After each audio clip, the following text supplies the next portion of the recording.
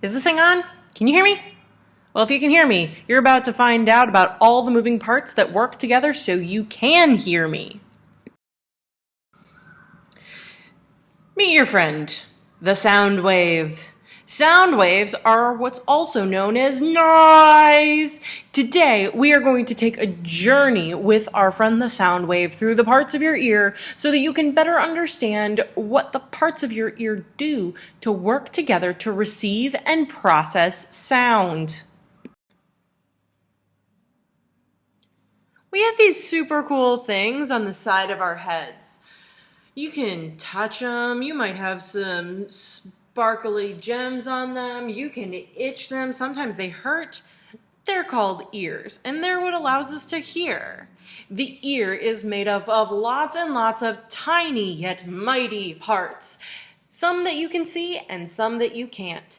Today we are going to focus on 4 of the parts: the pinna, the eardrum, the cochlea, say that 5 times fast, and the auditory nerve.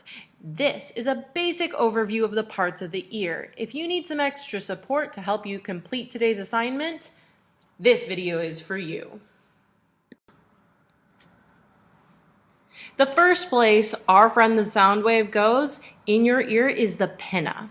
The pinna is the outer part of your ear. This one is easy to find since it's the ear that you know and love on the sides of your head. Go ahead, give it a quick touch. The pinna collects the sound waves and funnels them to your ear canal so your body can start to process the sounds. You need your pinna to capture the sounds like a fly trap so your inner ear can do the rest.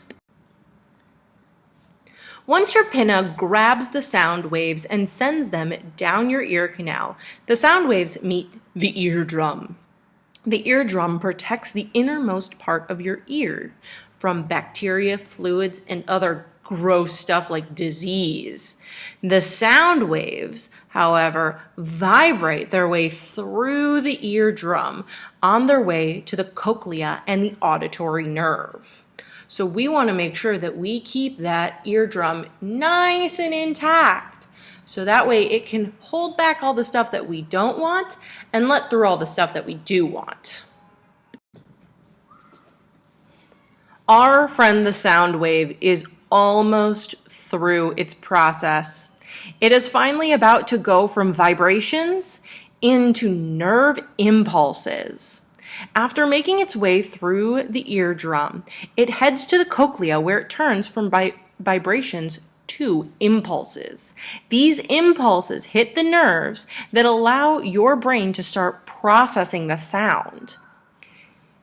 If we just had sounds stay as vibrations, we wouldn't be able to understand them. All we would hear was just if we heard anything at all. And so the cochlea is very important.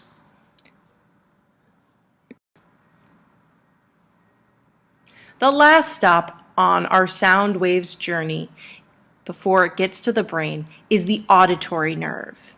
These impulses come out through the cochlea and hit its next destination, the auditory nerve. The auditory nerve receives the nerve impulses and sends the impulses through to the brain for processing.